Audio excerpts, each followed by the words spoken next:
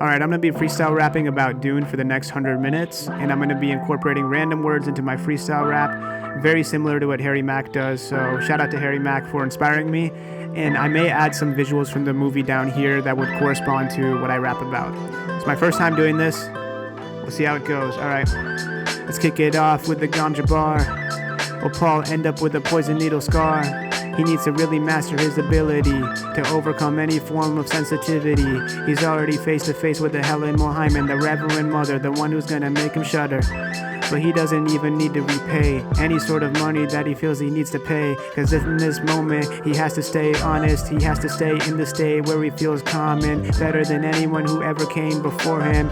He could be even the Kwisatz Haderach. No one really knows if it will be the one who will stop all of the treachery from happening in this universe. But he has to stay on course, but he already feels like the Reverend Mother is gonna put him on a curse. He already feels a little bit pissed from the fact that his mother was dismissed, and he needs to be more of a realist. Though he's out in the clouds like an astronomer, physicist, or a theorist, as he's trying to conjure what will happen in this instant when he puts his hand in the box. Doesn't know if this will rattle his cranium, or he'll end up like the sheep or the cattle. Has nothing else to say, it's just a feeling of abomination. Though he feels like this is his time to truly go through and really get this nomination of being the chosen one, the prospect that they're really seeking. Is that what he wants? Doesn't really know, but the Bene Gesserit know that deep within they just want someone to take over and line the way to make them even stronger, cause they're there to dictate and multiply and find a way to stay alive. Yeah, you see he's already finding a way to get cash in his mind constantly, like he's playing it like Monopoly. What I mean by cash is the visions that he sees. Those are like monetary possessions inside of his memory. You see what I mean? He can't even retract. He needs to stay on track, and to be exact, he is the one who could really be the one to lead the people to the freedom that they seek. This would happen later on down the line when he's taking people to the green paradise that they see. But he needs to find a way to speak. He cannot let any energy leak. When his hand is in the box, he feels it like it's already feeling like he's gonna get hit with the feeling of smallpox as his hand just starts to disintegrate. He doesn't know if he will even be able to survive, or this will be the end of his fate. But he needs to find a way to stay alive, and he knows that the pain just feels a little bit less than sublime. But if you can find a way to really understand that fear is the mind killer, maybe he can overcome the pain this time. Doesn't know if he will even get into a reunion with all the people before him. Many years ago, the Atreides warriors were passed before him, or will he be crying from the fate of an onion? He doesn't really know if this is even something else as part of a story or an allegory, but he has to understand that this is written in the Atreides history. That's the way that he could find a way to stop all the people that come after him, like all the Sardaukar warriors that have similar styles of training to the Harkonnen that they adopt. Who really knows now? He can't even put a stop to this. Helen Mohiman's looking right at him as he keeps his mind constantly racing of all these thoughts that he has just floating inside of his mind. Yeah, you know he's never gonna quit, though he knows this is his moment where he could spit and just let his whole entire body collapse constantly. When he sees the moment to relapse, he knows he won't let it. He's out here making sure that keeps on winning. This is his chance to show who he really is, and never end up in a state where he's gonna attack the fate of the dead people before him like a vulture. But he's doing this for the Atreides culture. Has to go quick with it. Never gonna find a way to end up in a state where he'll lose his ability to be quick-witted. Yeah, you know he's gonna be less reactive, more proactive. Now he's face to face with the Reverend Mother, his relative. You see, now he can't revert back to those days where he was just a kid going to a concert. He's doing what he can to face the reality and truly inject his ability and real personality. Yeah, you know this is a true brain implosion, but he doesn't want to end up in a state where the pain just feels like a bit like an explosion. Yeah, you know this is what he could do. Now he's making sure that he doesn't end up where he falls away and it breaks down his whole body and he has no foundation left, like he won't be able to build a house made out of wood, cause he knows that's something else that he really could. But he's really being a little bit more like an animal right now, being wild. But that's what the Bene Gesserit want. They want to know if he's really built to be a human being, adult, or is he just a child? Doesn't know if he will recharge all his energy in his body, or he will end up in a place where he just neurons overcharge and they put him in a state where he cannot displace all the energy tonight. It really feels like he's doing it right. He doesn't understand if he'll end up in writing it down on a piece of paper like a riddle, though he feels like he's already trapped in it like the middle. can't be in a place where he will sprawl. He got to make sure that he will not withdraw too much energy in his body right now, and he sees his eyes already getting a little bit wide when he's looking at the Reverend Mother with this sort of sadistic kind of mind. You see what he says? He's right now looking at her and telling him, I'm not gonna fall victim to this. You see, I'm really born to fight, and I got the true agility and real dignity. I will never have to pull any sort of a lever that will make me quit. You know, I'm in a place where I can't resist. I won't end up in a state where I get a fever, cause I got the real nice demeanor. You see me out here, I am a one who's never gonna go down into a place where I walk into a beach and wear shorts, cause I don't really need that anymore of trousers. Or maybe that's a European way of saying shorts, who knows? I just made that right now, made that up on the spot. But Paul's just thinking about those days where he was a little kid who would just play and walk out into the sun and just find a grass to lay. Yeah, you see where he says it right now. We already did this before, but it was a reunion. Now I'm bringing it together and I'm making sure he doesn't cry, shed a tear like he's gonna do it like it with an onion. But you can already feel his tear duct expanding as he feels the pain just start intensifying. His hand's already in there for longer than what feels like an hour in eternity, but he can't even discern what's written down in front of him. It feels like a pattern from the Bene Gesserit as they keep doing this, sifting people through sand. Yeah, you know they never miss, but he feels dismissed by the fact that they dismissed his mother instantly, who's just standing in front of the door trying to make sure that he doesn't fall victim to this fatality. He needs to be in a state where he's just in a circle, can't find a way to be cooler like an icicle. Yeah, you know, right now he's playing the game and the keys just like a piano. He's never gonna let go, though he feels like he's already dismissing his ability to really tap into his ego. Who he is he right now can't dip. He's gotta be in a state where he will not slip. He will not slip. He's been doing this for many days. He feels like he's fighting the hearkening for decades. Yeah, you know he can't end up in a state of rejection. Always doing this, but he feels like he's gotta work on his voice inflection and his pitch, and he get a form of a poison injection. If he does miss this ability to really lose his ability to move quick, he needs to act quick-wit. He can't ever find a way to end up in a state where it will be his demise as he wakes up in a different state of heaven like the watches the sunrise. Where is he right now? He cannot quit. He cannot be less than gritty. He's already in a state of pity. He can't get out of this. How can I even find a way to miss this moment? This is my ability to move like I got the acidity like a cider. Now I'm out here making sure I don't become less than wiser. This is something that I gotta consider to be better. I am better than any Bene Gesserit queen or any woman that could be the version of me or version of someone that could take advantage of who I really wanna be. You see, you can't puppeteer me. I'm an engineer. I got the real technology inside of my body to take over anybody. You see what I'm saying? I gotta make sure that I never speak less than bluff. I'm doing this right now and that's more enough stuff. Yeah, you see, I cannot ever leave myself in a place where I will just be operated by a device. You see me right now, that won't even suffice in this crevice. I know that that's crevice, I know I messed it up, it doesn't matter, but I'ma do my best to not give up. I gotta make sure that I put this all together like some sort of a conjecture, mathematical, you see the right texture.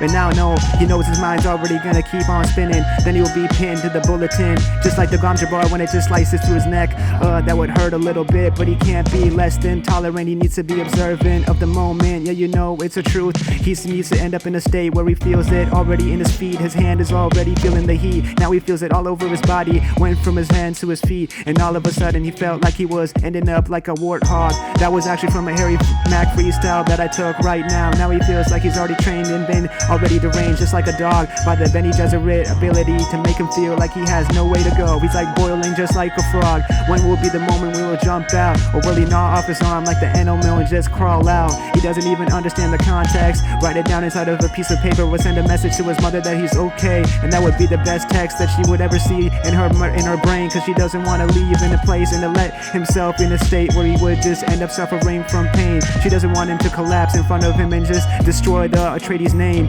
but that would be a little bit more Ajax, like he's out here making sure he speaks real facts, and he's already injuring his epicalex.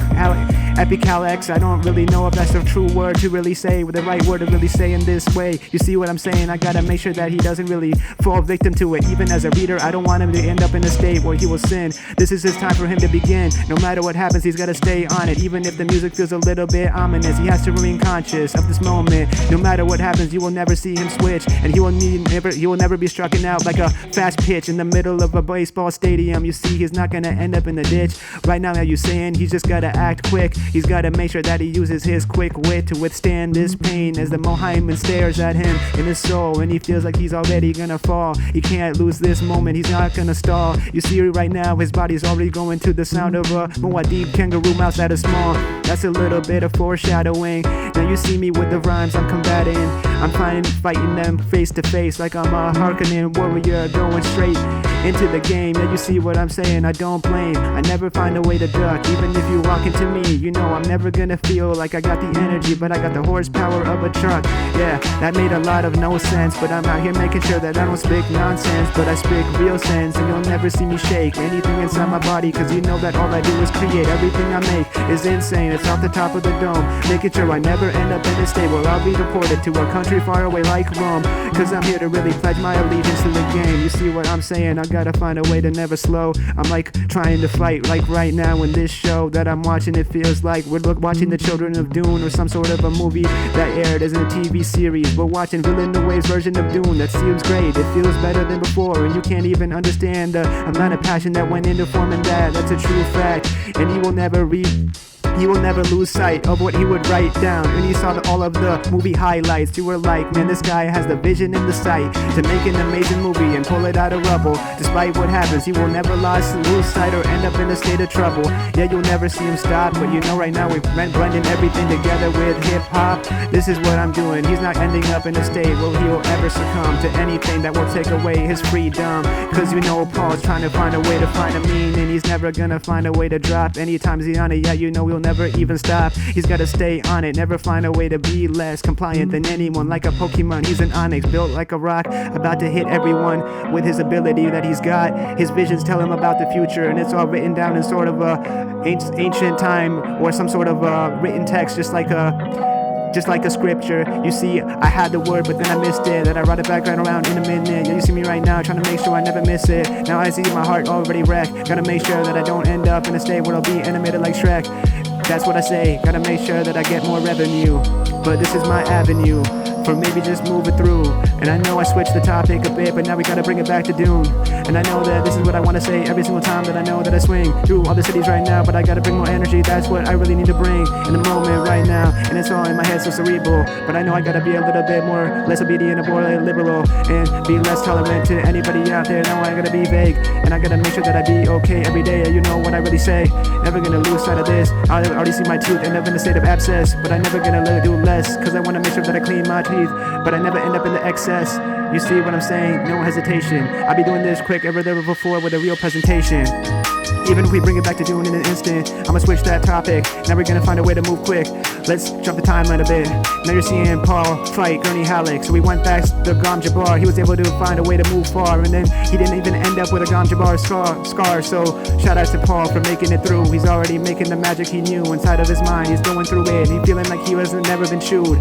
Because like Helen Mohammed said, he wasn't the animal that would chew off his own limb to survive. He found a way to stay on it, and now he didn't have to pay the price. It's a little bit great, isn't it? Now he's gonna find a way to be great like Han Solo, but he's going solo. Now he's finding a way to go back like he's playing polo. Yeah, you know what he knows. Gonna find a way to stay on his game. Never gonna lose sight of that, cause that's true, and he's in his own main flame. And he's got a new card. Yeah, you know he's playing this game and not his game. His whole life is not easy, it's quite hard. But now he's gonna face to face with Gurney Halleck, the weapons master. And you know he's gonna rep disaster. And here's the catch. It was supposed to be Duncan, Idaho, but instead of him, Gurney appeared. And he's telling Gurney right now, I don't know if I really understand the terms. I'm not in the mood to fight right now. And then Gurney's like, do you want to squirm? Is that what you'll tell the Harkonnens when they come near you with a crisp knife on your neck? Will you even be able to survive that? Like, what the heck? Don't you even want to be the Kwisatz Haderach or someone else that's even better than that? A real prospect that can overcome and take everybody and all their ability and then make them feel like they have no sense of true imagination or creativity to take down the Harkonnen warriors? What's even happening? All of that seemed like a bunch of gibberish to Paul, so he just let it all fall through his ears right now. You see, he's not gonna stall, cause he's quick and active. He's painting and making this parry moves look like it's just a form of a painting on a canvas. He can't act less than anybody else. He's dry with his moves, but they feel like radish, and feels more than imaginative than something that you could be seen or perceived as childish. Yeah, I'm not losing the ability to rap right now. I feel like it's just going declining like my agility, but I can bring it back infinitely as I tap into the subconscious part of my brain. This is something that I could do in the middle of a king's reign, and something else that I can't even feign. You see the way that I'm off course, now I know I'm never gonna get worse or worse than I horse. You see, I have the horsepower of a horse, just like this moment where you saw Paul fighting back, slicing and dicing all around him, as I saw him just understanding what would happen if he starts injecting his body with spicing. I'm talking about the spice from Arrakis, something that he will be able to master soon if he could track it.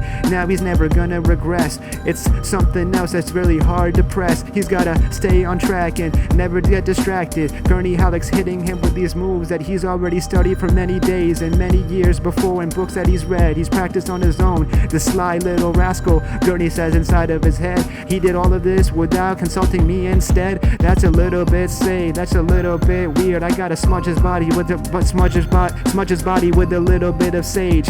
Maybe that would counteract his ability to start another raid. Smudging is a form of action that you can do to eliminate all of the dark energy inside of a room. If you understand the spiritual woo-woo, maybe you'll get a little bit of a clue. Okay, maybe it's not that woo-woo, who knows, but let's get back to the matter. I don't want my brain to really scatter. See me in a state of constant disdain for all of these characters that suffer from pain, cause we have a hero right now. We went from 100 to 0, went back again. You know he's going insane right now as he's fighting Gurney Halleck. I said Gurney Halleck, that's a little strange.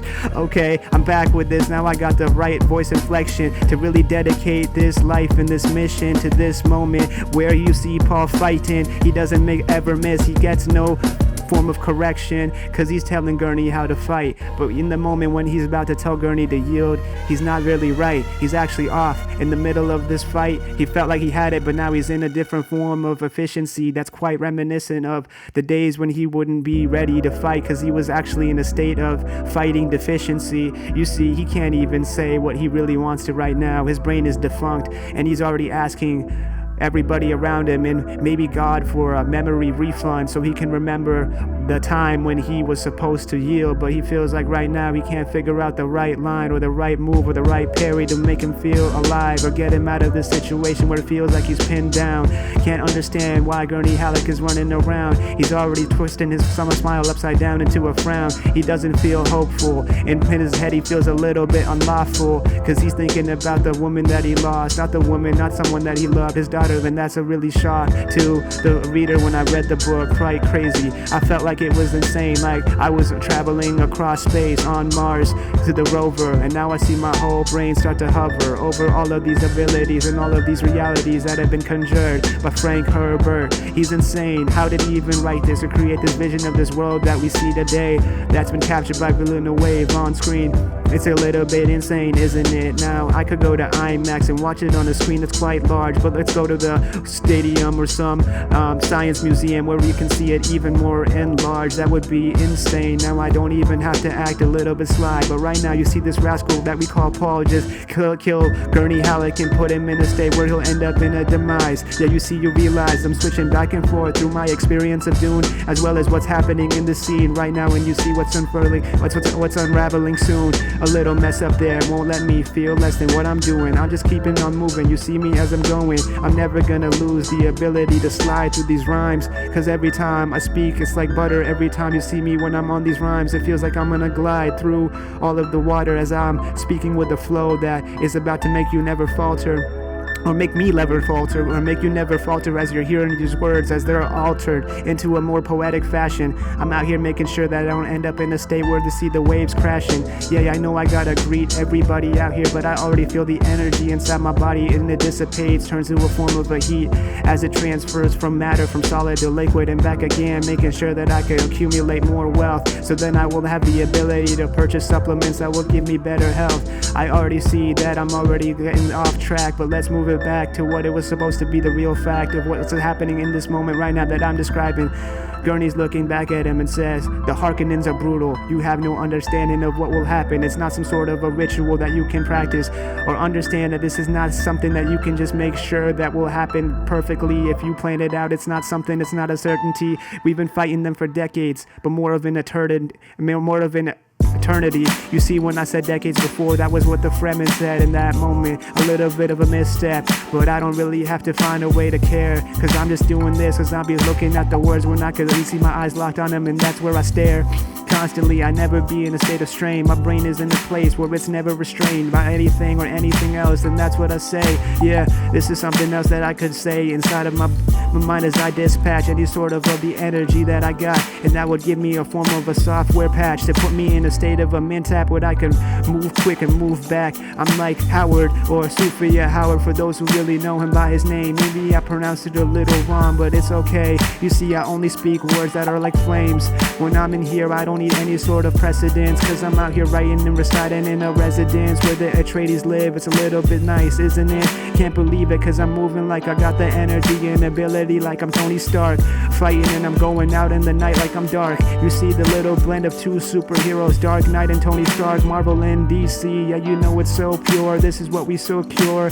Like I got my VPN and watching all these movies and I cannot find a way to skip any single thing. When will we even see Dune on HBO Max or some sort of a platform where we cannot even find it or find a way to regurgitate it in a form of feels not compliant that would make him find a way to get an ad that I'll never skip. You know, I just need to write it down, and that's just the tip of what the iceberg really is. What I meant to say is I just want to watch some Netflix originals, but Dune feels like it's quite literally the most abysmal form of movie you've seen. Abysmal in a good way, not negative. We're talking about the colossal, amazing, picturesque moments like the sandworm scene. Feels so exact, it feels so on track. It's something else that I know I cannot contract. My mind right now, it's gotta stay open to all of the possibilities that I keep going through all of my brain. You know, I'm like a mentat, speaking with the software code inside of my brain. That's my natural habitat. I can't go back. I'm like going quicker than ever before. You see, I'm gonna move like a thimble of some sort of a spice symbol. You see me out here going quicker than ever before.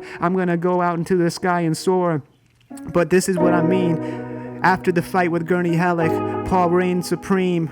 He told Gurney Halleck non-verbally that he has the ability to command an entire army, maybe be the Muad'Dib. Who knows what he will do, but soon in his future he will find a way to succeed. Yet you see, he will never end up in a state of resent where he is trying to take over all of the individuals who act like peasants or seem like peasants to all the houses amongst them who come to visit. I'm talking about the Fremen who have the power to overtake anyone and anyone else with their steel suits that are made of armor. Yeah, you know they can go faster than ever before, but they feel like they could disarm anybody else who tries to harvest the spice near and dear who come before him. As Chani said in the movie, there's thousands of people just like you who've come to take all of our energy, and doesn't matter if they found a way to go there and just mull over the weight of all of their machinery that was taken away from all the worms that put them in a state of despair. Though it's not even dull, it's something that could crush their skull like a worms do if they have a man that's just walking without the sandwalk format that they should have mastered in that moment. They feel like it's some sort of an alibi that would make them feel like they have to walk away, but they don't even know what they call themselves by, because they don't even have names that even stay inside of the Fremen code of Chakopsa or have the same dialect that it can truly inscribe. You see, it's a little bit less than the best. He has to keep himself close to his chest. I'm talking about the ring that his father gave him, that Duke that just finally ended up in a state of his own sad demise because he was betrayed by Duke, by the Dr. Yueh, in a very opportune or very peculiar time. You see, it's a little bit less strategic, but now he's ending up in a state where he's paralyzed or could be paraplegic. Who knows? This is his chance for him to know what's going on, though. But Duke Leto felt like he had this chance to tell his family that I respect everybody here and it's not a formality. Now I cannot say anything less than please, or stand in front of a camera and only say it's okay and say cheese, like nothing else about this even matters. I had so much to do for my family, but now it's gone down, it doesn't matter. It's a sad instance instinct, isn't it? He used to reminisce of the days when he used to be the real man that would take control of the Atreides and tell him that we're gonna be the supreme leaders of this galaxy. Or maybe one day we could show that honor and love and loyalty is what prevails in this moment. But he feels like everything is finally going out the window. He doesn't even know what will his mother do, or what will his wife do, or his concubine do, because she's now a widow. You see, I skipped through many generations of relationships to get to the point where I'm trying to make sure that I don't break another joint. But you can see that poison dart that was stuck inside of the Duke's eyes, or the Duke's side. I don't know which body part it was. Maybe it was described in the book, but I forgot it all above. Yeah, you see, I'm not gonna budge. This is all something else that you could say is part of a dilemma to take over every planet, as they see the Baron Harkonnen come and almost take the Lady Jessica, but then he tells her, I'll dismiss you and I'll throw you in the sand, and then you'll turn into a worm sandwich instead, because they'll slice and dice you and take you into pieces that you won't even be able to comprehend. You see, he's already losing himself. He's already using his ability of traction. The Duke's right there looking at him in a state of distraction. His eyes dart away. Is this really Dr. Yueh? I can't believe this was this individual who used to be the one that I would talk to, or I would find as more than a doctor, would be someone else that would sabotage me and throw me inside of an ornithopter. I almost messed it up, but it's okay, because I gotta make sure that I do this regardless of where I am in the story, or what part of it in the passage I am as I age. You see, I have to manage all of the damage that I'm doing with all of the words that I'm saying that seem a little nonsensical, but I gotta stay in the state where I feel like I remain possible with every word and every line that I say. It has to make sure that it's the opposite of benign, and it does find a way to survive every time that I'm stinging like I'm from a beehive. But now let's resurface the topic at hand, which was the fact that the Duke Leto was betrayed by the hands of this doctor who gave him no relief and told him that if you really tap into your own belief, then you'll understand that this space right now between your teeth is where we'll put a crown jewel that will be able to release poisonous gas and kill the Baron too, and then I'll be able to have my wife back. It seems quite peculiar. Something else that you could see is quite sinister, but it's a way to bargain with the Baron, the one that's seen and treated like an executive, and everybody around him are like the people who don't seem to be as impressive. You know, he's on his way in his venture and doesn't understand that this is not some sort of an adventure. He's just trying to make sure the Atreides get a little better. Man, he just wants to get that life of water, or the water of life. Maybe that would be in the way that the Lady Jessica would be able to take that into close quarters. That's a little bit of a foreshadowing of the next topic that I was going to talk about, but I'm going to bring it back to this moment that I shouldn't repeat, describing the action again, though I have to stay on the track like I'm playing track where I compete inside of this race, and my mind is constantly in a state where it cannot even brace for what rhyme comes next, or what flow would be in place that would put me in a state where I'd be displaced. You see, it's quite comical, this situation, the way it was described in the book. The Duke was so powerful, and now he's ended up in a state where he's just forced to operate based on part of his body that has lost its ability to remain mechanical, because he's paralyzed from the neck down, can't even figure out when will he end up in a state of his demise. He used to be the supreme leader, now he's just a foreigner to the desert, and will never end up in a place where he will never preserve who he truly is. So he can't understand that this is really who he is, or if he will be dismissed. But the next moment, you see, all of the ability for him to introspect has been taken away, as all of his respect is gone and fades away. As Dr. Yueh looks in at the Baron, please give me my wife back. I finally made it possible. I made it come true, this mission. I struck a bargain with you, and don't ever dismiss it. You understand that I'm not gonna be asking you for some sort of a little place back. You see, I'm never losing off track. I'm never staying off track. I gotta make sure that you understand that I'm not looking for any sort of cash in or any sort of fashion for you to put me in a place where I'm never gonna wear clothes that fashion or fasten to your liking. You see, I don't care about the garb that's used for the Harkonnen warriors that come out of here and just stay there when they walk a lot. Okay, I'm going off, and I make sure that I need to bring it back like that. You see what's happening to Yueh. He's looking around, trying to surround his mind with the sound of all of the cries of the people before him who came, and now they're all been destroyed in their name of the Harkonnen. It's crazy how it happens like this. He doesn't realize why he already has to end up in this situation, because he thought that the bargain would end. Now he has to end up walking away and gets a greater distance between him and the Baron, because the Baron's staring at him and looking at him and about to be in a state of comical acts or comical ideas as he hears his ability to just reason just collapse.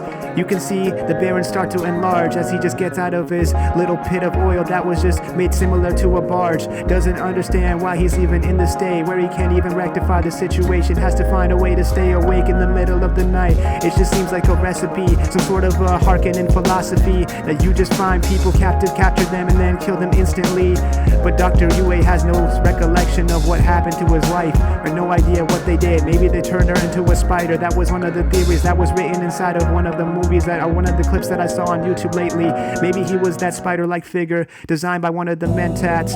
Doesn't understand if that's a true fact, but you know, he has to still find a way to succeed, even if this is his last time to really be the version of him that he cannot even proceed, because he has to move quicker than ever before. But he's stuck right there, and he's about to feel his whole body disintegrate into pieces. Doesn't know if he will regress back to the beginning. He still needs to progress. He needs some progress, yeah, and has no idea what will happen next.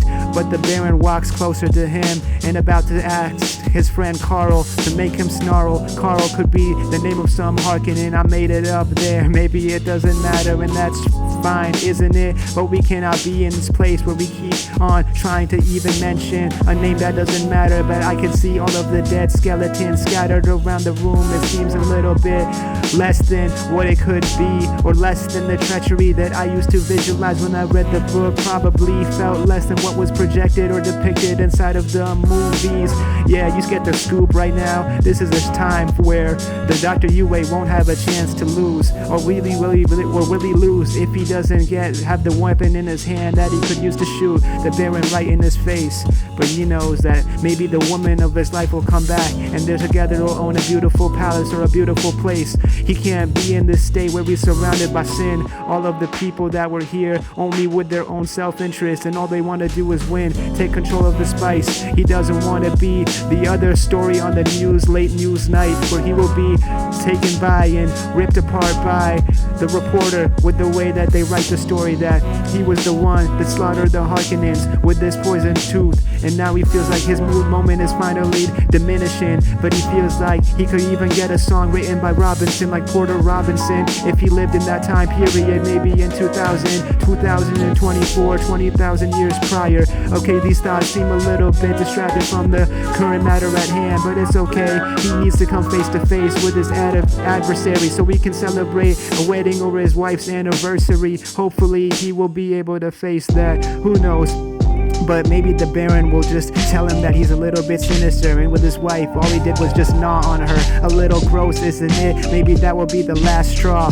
But then they just want more applause. Who knows what will happen? He cannot hit pause or stop. Yeah, you know, he's really so experienced. He's trying to make sure that he doesn't get a little bit dismissed. Right now he's just feeling the fate of his whole life just get dismissed. Doesn't know what will happen now. So the Harkonnens just sit still and wait for what to happen. And soon he'll be in the place where he'll be surrounded by the stars. Maybe he will end up on Mars, because his last life is about to get out of this moment right now. You see what happens? The Baron goes up and tells him, I said I would set you, I told you that I would set your wife free.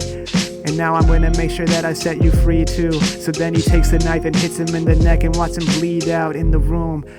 What a sinister moment that's happened here. Something else that you wouldn't want your eyes to linger upon. It would be the worst thing that you could see right now, and it's all just filthy and wrong.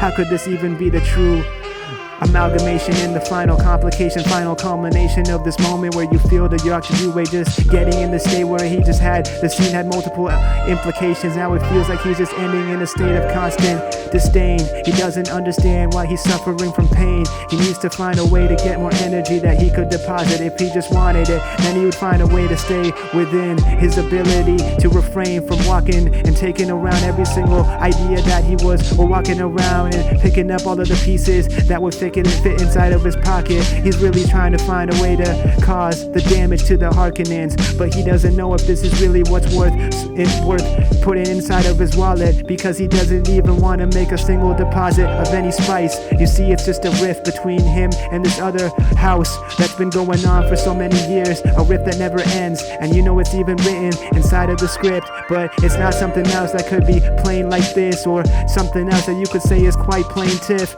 I don't know if that was the right use of the word, but it's okay, I'll just move by it, just swerve. You see, this is what I realize as I look with my own eyes, something else that I could truly recognize with my own mind. The sad death of Dr. Yueh really made me feel like this scene, the way that it was captured, is quite sublime. But it's sad that I have to even fit this into a rhyme that was feeling so joyful with the beats playing in the background, because it's really sinister, isn't it? I just have to find a way to dictate a bit. I just want to make sure that I never quit when I'm running fast. Yeah, you know that I am on a trip. I'm just never gonna trip up, even if I skip up. Gotta find a way to end up like I gotta kick back every time that I want to. You know that my brain is a little hollow when I be rapping, like I gotta go to sleep and then I'm slaying on the pillow. What I mean by hollow, I just mean that you can't really see what's in it, cause it's going so infinite. It's moving off the top of my brain to keep going. It's so fluid. Yeah, you see, I never have to go back to the days and re-educate, cause I write numbers again in my head constantly. Know the number digits of pi.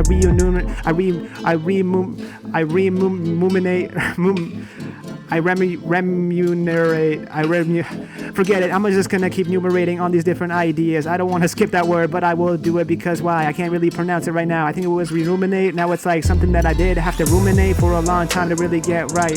And you so I'm never gonna go back to my site where I saw a lot of words just stuck inside my mind that was in sight. Yeah, this is something else that I could see or sort. Like I'm out here in the middle of a desert, but I could turn it into a resort. If I understand Arrakis is the planet for everybody to really practice all of their accents. I eat Chekhov's style dialects. That's what I saw in the movie. All of these different actors that came before. I'm talking about not even Paul or Timothy Chalamet. I'm talking about Kyle. Forgot his last name in the movie before. Even he had a slight accent when he was trying to do the Chekhov's accent or the dialect. Yeah, you see, it's something else you gotta use from your throat to make sure that it doesn't put you in a state where you have to ever go back or let it slow. You see what I'm saying? I gotta make sure that I do this and I don't let my energy dip, cause I gotta be here for my family and hug them tight cause they're part of my kinship. Cause I'm on this, gotta get the glitz and the glam. You see who I am, never gonna stand, never gonna stand the test of time or fight with any of your antics. I'm like Paul Atreides or Mentat, always in my head I got a lot of different calculations, like it's mathematics. That you see me doing this and it's quite dramatic. I'ma move quick, and you see I don't ever have to stunt or just use a stun gun to make you succumb to my will and command. Cause I do this with my voice, that's a true plan. Yeah, you see me, I got plans within plans, like the Baron Harkonnen out here when I'm going so quick with it, and I'm so quick with it. You see me right now, and I'm doing it ephemeral. It's gone. It comes in a minute, then it's gone in the next. And it feels so possible, like Princess Irulan. I gotta write this all down in the Imperial Diary or a journal before it becomes something else quite insane and fight puts me in a state where I don't even know if it will last that long. I have nothing else to say, but on a piece of parchment you can put your stories down that will last for ages and many generations that follow. You see, I'm never gonna be in a place or a state where I let myself just become a little bit hollow. I gotta keep my heart pounding every single day, got my authenticity all inside of who I am, and all I do is always just be okay in my place.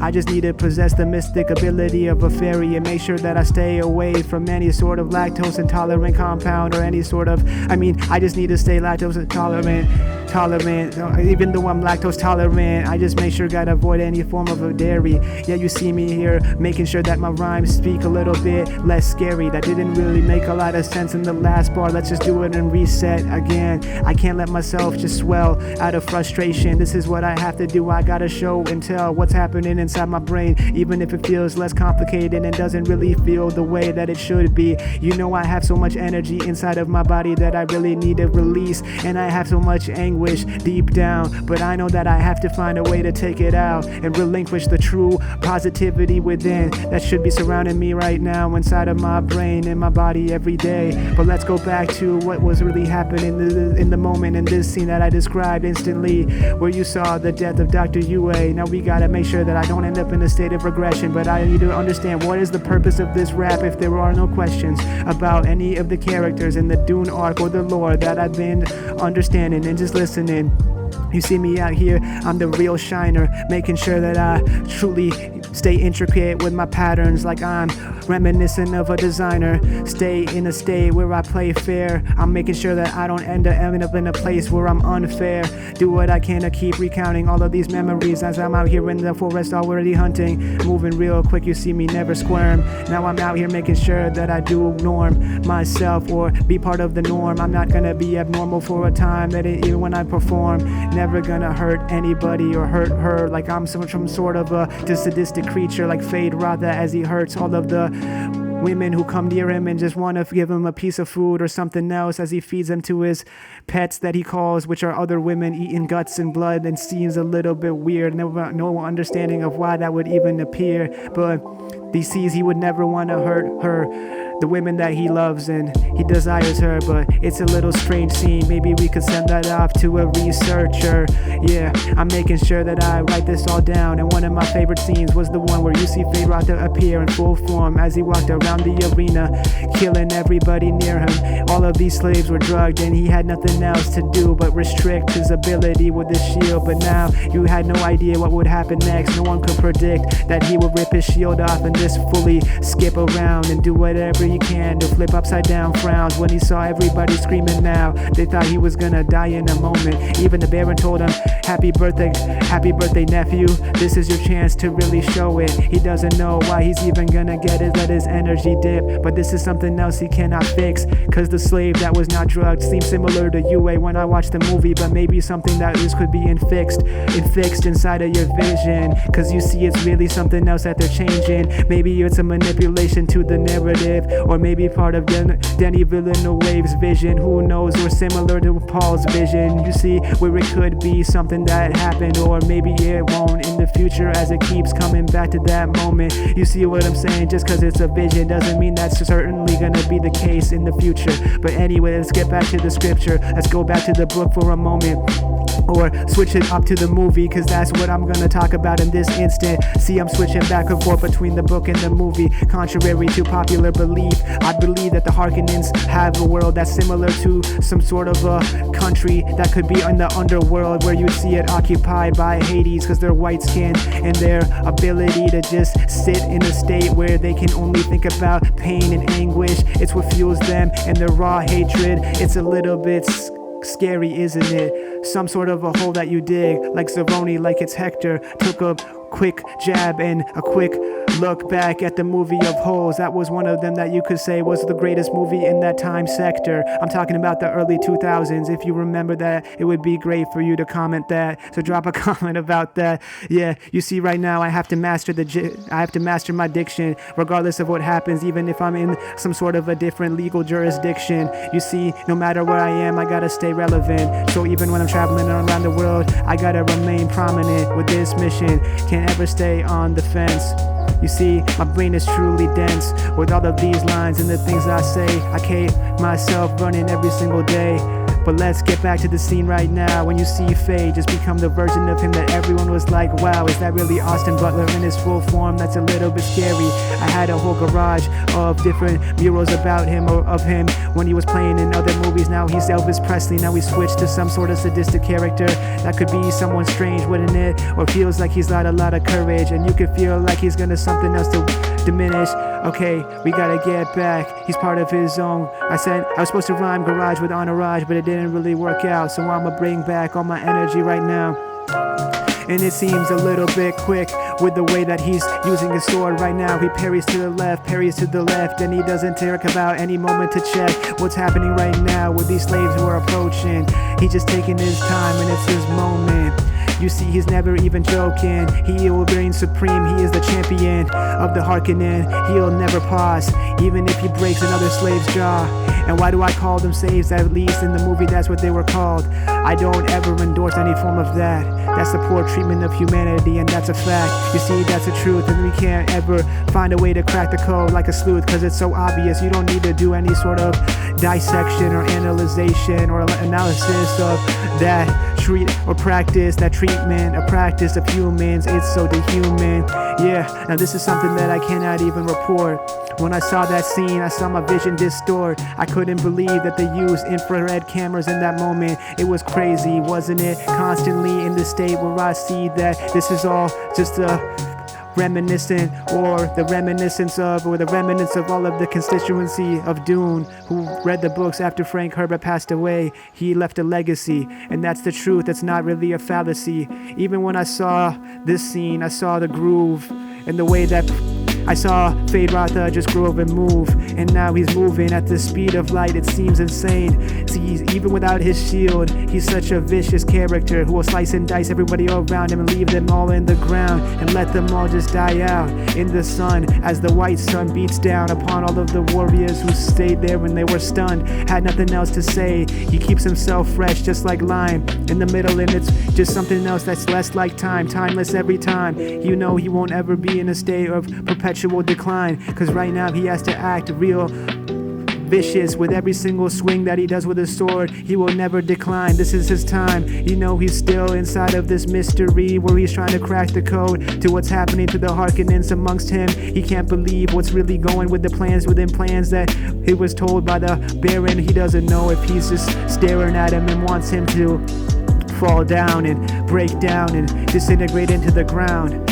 He looks at the Barons and he says, why me? Why would you do this to me? Aren't we just part of the same family? Don't you understand? I don't want to try to hit all of these people and make them collapse into the ground, cause I want to be someone else that would need to buy them an inhaler so that they can keep breathing, cause they're unconscious and they don't even sell that from any local retailer. You see what I mean? I gotta stay capable of every single attack that I'm able, even when I'm not even able to stay stable. You see, I gotta make sure that this is not the last straw. I gotta move quicker than ever before, like I am walking around with a dog's ability to stay on his feet, or what should we call them, pause. You see, I gotta put a pause on this little metaphor to the animals, because we're talking about a place where animals don't really exist. They don't even have camels, just worms that persist inside of the ground where you don't even have a chance to miss because they're so large and so gigantic. Even if you had some sort of chance where you didn't even have an ion or some sort of ability to get your electrolytes quick, you know what I mean? Because when you're drinking water in this world, it doesn't feel like it will even last that long, because there isn't much water to really go all around. You see what I'm saying? As I speak with these words, I gotta find rhymes to surround.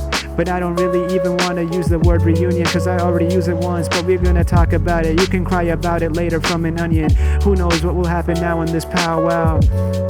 It's the final stage, and Paul's about to, not Paul, sorry, Feyd is about to hit this enemy in the face. The one that I said that looked like Dr. Yueh. And you hear the crowd get so loud, you can hear the roar, just as if it's 100 cows just surrounding him, and they're all gonna barge and just take over the entire place as soon as this entire moment just ends up in a state where it's displaced. You see what I mean? I gotta crack the code, but I feel like I'm not even in the race, cause I'm talking about the moments at the Super Bowl when everybody rushes the field and they all feel enthralled. That's what I'm seeing. Even if this moment's a little bit dark, it feels like this is the chance where you could see all of the dogs come out from the side and start to bark or go around the entire place as they roam around and they reign Feyd Rautha as the true warrior who has displaced and placed all of these enemies and put them in their place. You see, place them in a state where they can't even escape the state of death. You see what I say? It's a little bit gruesome, isn't it? How he turns the key, even when he celebrates with his family. Will he even be grateful for this victory when he's eating the turkey? Who knows? It's a little bit less than the move and the ability to stay smooth, cause he's Feyd Rautha. He's the most brutal character, but Austin Butler did an amazing ability with just reenacting all of his moves in perfect passion. He didn't even have to find a way to stop it. He needs to stay on it for a while, like he's just riding a bicycle, but he has so much energy in his body to recycle from all of the water or the moisture that he's using from all of the steel suits that he could be wearing if he decides to put it on. I think later in the movie it became apparent he doesn't even want to stay in the state where he has to write his own obituary as if it's an essay or a report that you would have to write down or put into a spreadsheet format and export. You see what I'm saying? He has to stay in a state where he's truly insidious, and he has to quicken and hit his ability to move quick and stay agile. You know he's doing this so fast and fastidious. He had nothing else to say, even if he was with 100 people already in the middle of the Harkonnen village. Yeah, you know he has to pay homage to all the people who came before him. He's never gonna run thin. He has to run around and bounce back just like a yo-yo, even though he has a greater power and ability ability that he's an adult now, not an embryo. Even though the embryo could be compared to Alia and her ability to just predict all of the events that would happen, that would put Paul in his despair. Little scary, isn't it? Just a little child that's talking that hasn't even been born yet, dictating the events of the movie that you're witnessing. Yeah, I had no much sting, I had nothing else to say or sting inside of my head, but I can see it inside of my bloodstream for a moment. I see the churn of all of these thoughts as they keep moving, but I yearn for those days when I was a little kid who would walk around and just read a lot of books like Harry Potter and the Deathly Hallows. Now you can look at that book and maybe say the whole premise is shallow, cause we think about comparing those childhood tales to what we see now. Man, I remember those days when I used to walk around and get a little top that I would spin and practice spinning my pen with true discipline. You see where I'm here, I'm not gonna form a different conjecture of different ideas that you could take to a C-SPAN and then talk about it with the legislature. Yeah, I'm trying to refine all of my ideas that I truly define. I cannot rewind back to the beginning where I didn't shine. I just gotta make sure that I put everything on blast. Yeah, you see what I'm saying? I'm just like a different idea that I do spot inside of my mind when I'm watching these videos of all of these movies on the parking lot. I'm talking about a blast of a bomb that you saw in the movie when you saw all of the artillery was fired at the end. When you see atomic warheads making their appearance in the end, it seems like this was an abomination that was waiting to happen. I can't believe is this truly part of this resolution of these characters when they're running from this institution of true pain from all of the Harkonnen warriors who came and the Sardaukar who come to sabotage every single form of the house that appears in their true form. You see it's all written and inscribed in form of an ancient scripture just like uniform. But do they even have enough energy to rally or move quicker than before as if it's an alley? You see their energy cannot dip. And even in the moments where you saw Feyd Rautha about to slip, when Margot, the Princess Urlan's sister, as I believe that's true, she just went up to him and started to seduce him as if he was not gonna take the bait, but he did anyway. He put his hand inside of the box just like Paul. All of a sudden he felt less enthralled. Now he's not in the zone. All he has is his eyes deep on the throne.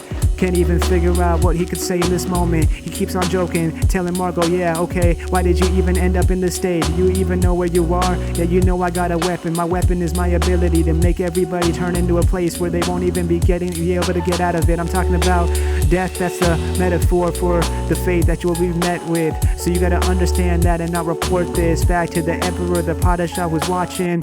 Yeah, I can't let myself go or take you to a place where we could disco. Yeah, I can't even recount any sort of idea inside of my mind now, and I can't even put them in sort of an account. Gotta make myself better than before, though I gotta ease the tension. And I retire, all of this money is used for a professor's indulgence from their pension. Yeah, I can't even defunct any sort of the fun that I've even found a way to done, and then put in a state where it's become done. You see I'm outrun anybody who's come near, who's succumbed. Yeah, you saw Margot look at him. And maybe they made love afterwards, because in the next scene it was revealed that she was pregnant with a baby girl. And what a beautiful memory for her to bestow upon Helen Mohiman, the woman that was there to recite forms of some sort of ancient sort of ideology that would truly invite this baby to life. That's a little bit dry like radish, though it feels like it was born from her. And though this idea seems childish to have a bunch of girls so they can all be part of the Bene Gesserit and reign over the universe for free, wouldn't that just be reminiscent of the days of old wealth, like the wealthy who only prioritize wealth and healthy babies to take over the whole industry and put everyone back in the state where they're just in a place where the mystery, yeah, this is a place where you can't even have any relief, though they feel like a feather or a leaf as they float over and just control all the winds and every single thing and put them in the whims. Yeah, you see they have control over everything, strings like a puppet, like a master they see, and they created all disaster, and they set everybody free for a second and burn them in a state where they can't even be who they truly want to be. This is a place where you won't even find any sort of appearance. You see himself already feeling the less than experience. I'm talking about Feyd Rautha as he succumbs to this test, though he tries his best, something that you can't skip. Like a YouTube ad, it's something that's already on your tongue just like a tip. This is insane, isn't it? Something that you can't even refine. He feels so trapped right now, so confined to this moment right now. He's truly felt less defined. He's gotta find a way to make a sequel to this approach in this moment, so he won't ever be compared to an equal to Paul Atreides, cause that will make him feel like he's just in a place where he can't even get out of this. He's just sick and tired of being wasted. His talent is something that's amazing, a prodigy who will take out Rebel and just reign over the entire Harkonnen army. Yeah, you see, he will not deter anything else or cause a stir. He's moving quicker than before. He's like Sonic inside of his body, inside of the waves like audio. You know he's broadcasting his treachery and his ability and his fear across like the whole universe, and Arrakis like it's on a radio. Yeah, he doesn't even need a scribe to write what's going on, because it's already inscribed through his action that he just moves with his hands. Yeah, you see he's already acting out every single thing that he would do with his tribe. And I'm talking about the tribe, all of the warriors who stand there and see himself as he fights a despair. Yeah, he's in a race where he can't compare anybody when he's gonna go outpace every single house that's trying to get some more spice from this place. Yeah, it's a little bit of a dance, and he's never gonna kill anybody, but he will kill everybody. That's what I meant to say. Even if he gives them a quick glance, you know it's gonna find a place where he attacks. He's never gonna be in a state where he retracts. Yeah, you know he's greater than anybody and reigns supreme over the land like any sort of queen. And you know he remains strong and still has a figure that's so lean. Shout out to Austin Butler for working out and making this character become a dream on screen for many Dune fans who used to read the books of the days before and used to think about when will this actually form. A full formed of a character that could form something else inside of my brain that just matches the version that I had with him when I was reading.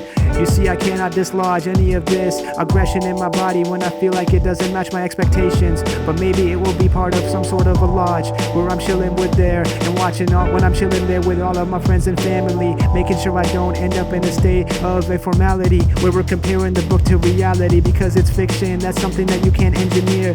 But a mentat like Piter could possibly volunteer to steer the entire nation in the galaxy away from fear, but he doesn't want to. He just wants the Lady Jessica. He wants her so bad, and will he really do what he can to get her, or just talk to the Baron and comply to the plans within plans? You see, it's something else. It's just another rendition of his brain, but he feels like he's just in a state where he's just trying to be in a place where he can get out of this coalition, because he feels like he needs permission to truly execute all of the plans that are part of his mission. Doesn't really know what's going on. Constantly he's losing himself in the down, and he feels like he's just coming face to face with his adversary. He wanted the Lady Jessica for himself, but now he's ending up in a nursery. What I mean by that, nursery, well, he's like a little kid who needs to be in presence of someone who will just tell him what to do, because he can't think for himself. He's just a mentat, and all he does is compute. Yeah, he never finds a way to stay less than liquid or more like a gas. He's moving matter-of-factory, a matter-factory, turning from gas to a solid. You see the way he's rocking, cannot stop it. You see he's moving, and he cannot talk to a scribe who's gonna even describe him as he wants to be described, but he'll be described as a person who's a devious mind. And at the end of the day, I'm talking about the farewell of the moment when Feyd just left and took the test, but he made it through, and he's a good prospect. So Mohammed looks at him and says, well, you know, looks like we're about to go and give a farewell to Paul Atreides, because he won't just make it through. You know what I'm saying? I think he was already dead too. That's just something that I could say that would inspire me, but now I don't understand if we need an inquiry to understand what is truly happening in this world. Arrakis where barren lands happen to, and I don't even need to make sure that I going back to those days where I need a bribe to understand why the Fremen really occupy and just work together just like a tribe. But let's skip the scene, now we're in the sandstorm. What I mean, the sandstorm, I'm talking about the sandstorm that followed before Paul put his hand on a worm. So let's skip to that. This was one of my favorite my favorite scenes from front of the movie. I'ma do that. Talk about it real quick. Never let my energy dip. But you see when Paul's on the sandworm, he drives it just like he's driving a whip. You see what I'm saying? I never skip any ad or anything else. I gotta make sure that I'm right. I'm fighting strife. I gotta fight like I'm Paul Atreides with the Chris knife.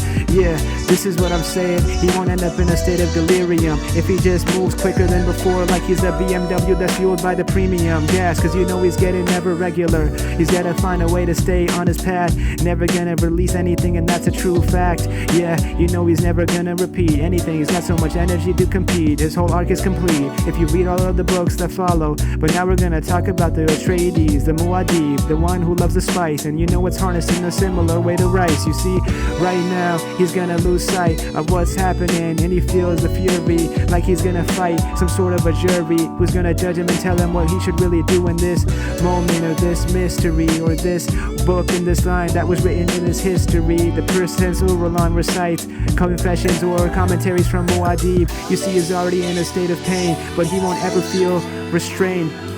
Even right now when Stilgar tells him he has his final test to pass, so make sure you don't mess it up. This is your chance to do what you can to prove that you're a Fremen, and the Shai Hulud will choose you, or else you will give up and end up in a state where you won't even be able to succumb. I don't really know if this is just part of a pattern or a quote, something else that I could avern.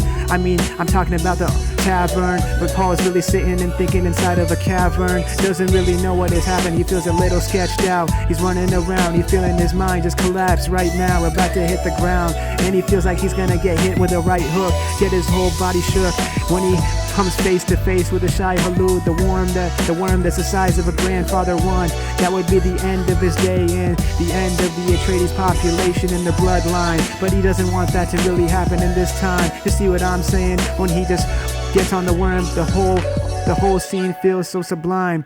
He does what he's all about, and he doesn't even have to shout.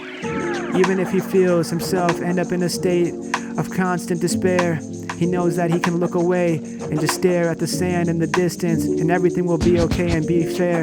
But he needs more agility and needs to maximize his own credibility.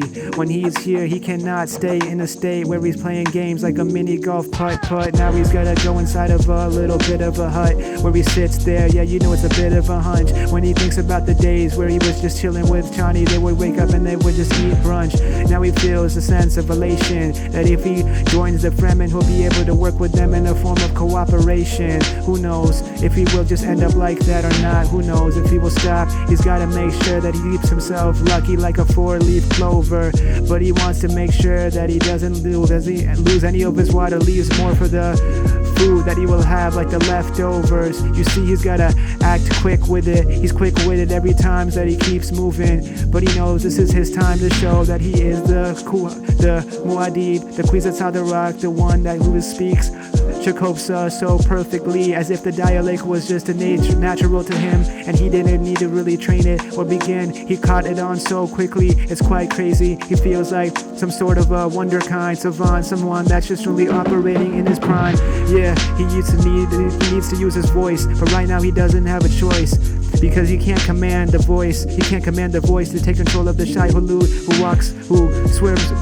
The Shai Hulud who swims inside of the sand just like a fish. You see, he's never gonna end up in a state where he could become so cheesy like he was eating some deep dish. A little bit out there, I know that rhyme didn't make sense, but we're bringing it back to this moment. The Shai Hulud is taking its time to appear right now as Paul is standing on the sand dune looking away at what is forming in front of his mind. He sees all of the fear finally appearing. He's a little nervous, saying okay under his breath, will he just make it out of here or die in a form of respect to the desert. Although he tried, he gave everything he could, but then he went awry.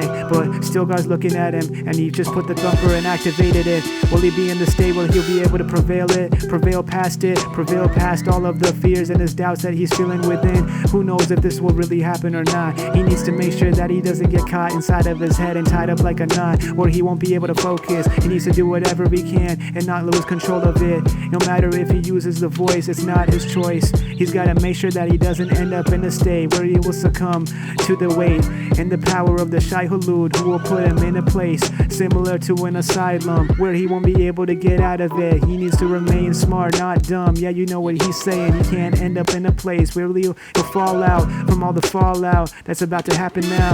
So he waits for the one to attack now. Yeah, this is his time to show that he has the power to shoot on his target with a bow and arrow like the archery, and practice the ability to go through forest like it's forestry. Yeah, you see it's forest that he must try to overthrow like it's overgrown, like inside of a barren desert. It used to be a forest at one point, it could be, because the green paradise is truly the Fremen fantasy that he wants to make come true. He doesn't want to make them feel like they caught a flu, because they're sick of the disdain and the pain that they faced for so many years that they we've had to lose track of and just truly gain. You see, he needs to stay in a state where he can abstain from every sort of dark doubt that just clouds his mind right now. It's a little bit of him trying to figure out how will he take over the worm right now. He's in the state of constant concentration. He needs to make sure that he gets some brain RAM allocation. Ways that he's doing this, doesn't want to be the victim of the worm's bioaccumulation, cause it keeps eating other things. Maybe it eats small worms too, who knows if that's true. But he needs to make sure that he does whatever he can to practice with his brain to overcome anything. He needs to run as if he was an old man that just broke his leg and now he runs without a cane. Can't be in a state where he will ever tremble. You see it right here, he will never stumble. I meant to say rumble, as it was hearing that sound when you hear the worm just collided with the sand. Now it's like the sand dune just appeared and divided right now. He's running in the speed of light, making sure he doesn't end up in a stage of state fright. Has to take a leap of faith right now and never lose sight. You see, it's just something else that you could say is a match made in heaven, holy matrimony. This is what they will celebrate when he makes love, or makes peace with the Shai Hulud. That will be a ceremony. Little strange, wouldn't it be, to make love with the worm? But you know what I said, hope that bar didn't make you squirm. But you know he's not gonna end up in Wallow, where he ends up in the Deathly Hollows like Harry Potter at the end of the movie or end of the book, when he came face to face with the true evil that was Voldemort. Made him form a new doubt, make him found like he's gonna end up in a state where his mind will confound with new ideas that he's found. He can't figure out now what is happening now.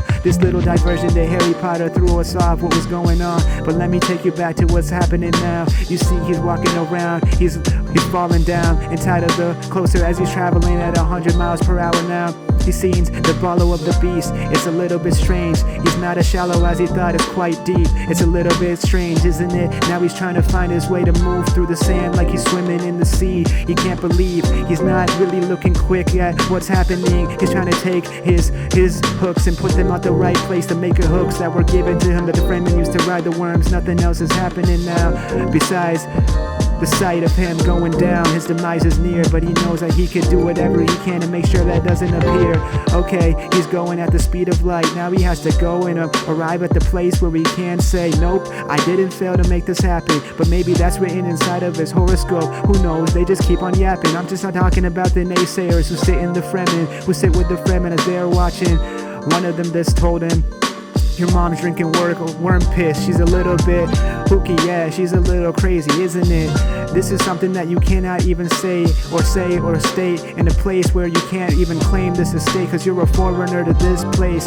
Yeah, as he watches the worm start to continue to persist at the speed of light, it won't ever stop or ever miss or dismiss the fact that Paul's trying to get him inside of a handle. Yeah, you know it won't insist on giving him any sort of peace. This is not gonna put him in a state where he will ever infer what was happening now, because he feels like it's been deterred. His moment is finally coming through in a format where he cannot even go through. He has to make sure that he keeps on doing this for many years, many whiles. You see, he's trying to lose a sense of who he is and his style.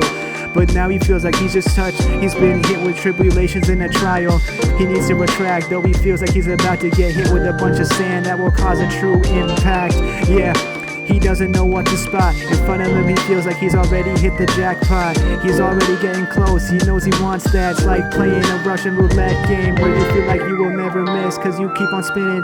That's what he's doing right now. He just keeps on going. He knows that if he sticks to it, he will keep on winning. But that's something that he has to recall. He has to make the right call. You see, right now, he will not fall. But he feels like this moment right now is truly brash, as he sees everybody look at him and his vision clashes with what's in front of him. He sees the sandstorm start to appear. The dust cloud just takes his vision out, and now he has no ability to see what is near. It's a little scary, isn't it?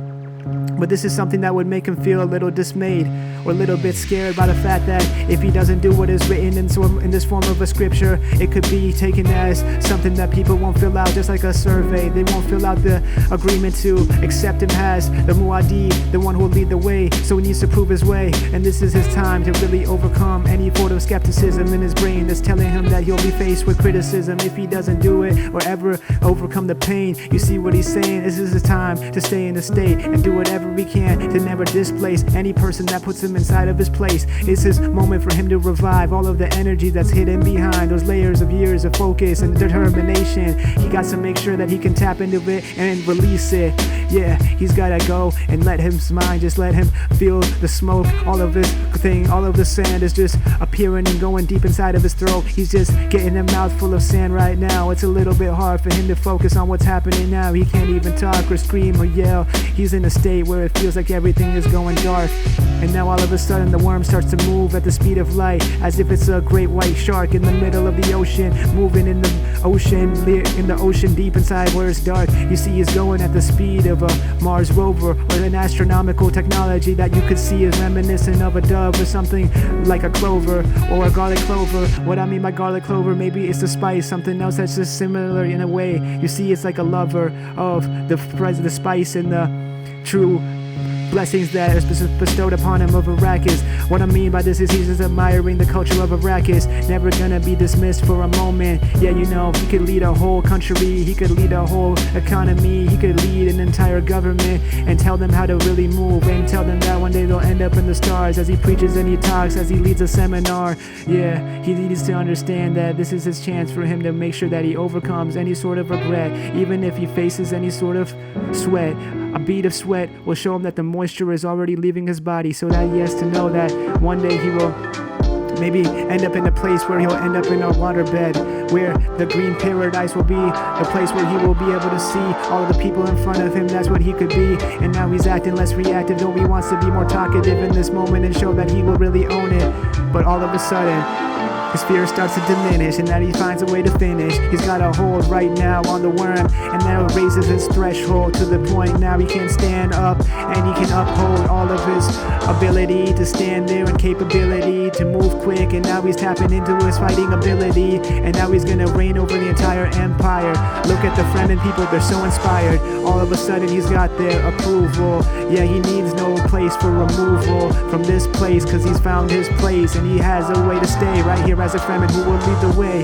It's a little crazy, isn't it? He's not in a state of hesitation. He's in a place of now being led by all the people around him and being hugged in the form of celebration. It's a little crazy, isn't it? He was just on the edge of glory, or the edge of pain, however you interpret it. Now he's standing on the ledge of greatness and overlooking all the people beneath him, or maybe they're on the same level. It appears, it depends on how he treats his people who are near. If he really uses the Atreides sign of loyalty and ability to care for everybody, then he won't ever be in a place where we'll have to tell them that they have to be called by a name that is similar to the Muad'Dib, a kangaroo mouse that is small. I mean, they don't have to be called as someone who is just a peasant to them, because they'll stand up tall, because he'll empower them to do whatever they can and overcome any form of downfall, because he will never cease to exist, because with his energy he will increase it and be more than the rest and show that he is the best. This is his chance to really lead the people to success. Yeah, you'll never see him stop, because as he walks you see his energy will pop off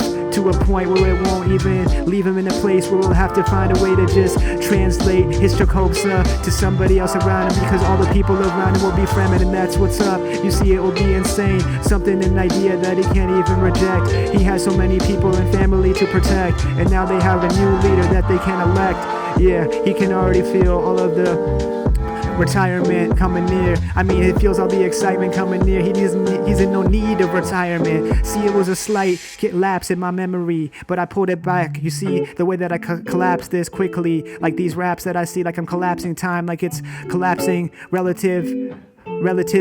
Every time I talk about time dilation in this galaxy, it feels like time doesn't really happen in a linear fashion. At least that's how it appears to me when I read the book and I interpreted it in a way that felt near and dear to me. But this is something I cannot constrict, because I'm looking at this world right now where everything is in a state of strict ideologies and policies, but that's not something that you can restrict, because the people don't even feel like they're in a state that they're restricted. They feel like they've been encrypted with some sort of ability to overpower any other human in existence, because they're superhuman. They've evolved, and over the past 20,000 years they've witnessed the downfall of civilization, and now they're here to move at the speed of light and go through the galaxy as they travel from planets back and forth instantly. Yeah, you see, It's become a matter factory, a factory of all mentats who create reality with their own brains as they compute as their superhuman AI robots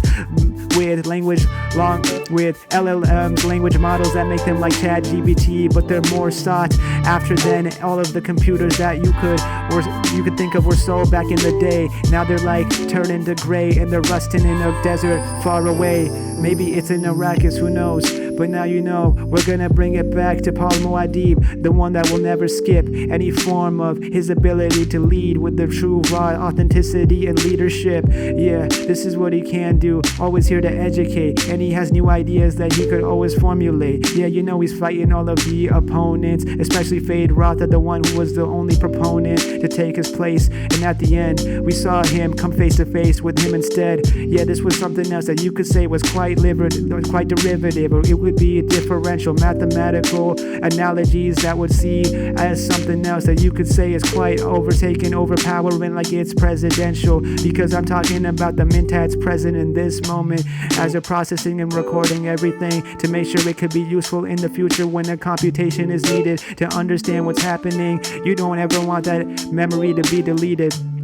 But as he focuses on improving his voice inflection, he's let down a new direction, because before he felt like he was never gonna accept his ability to be a Muad'Dib, but as soon as he took the water of life, something else happened inside of his brain, where the desert tears were the only thing that made him become the person that has not been contained for many years.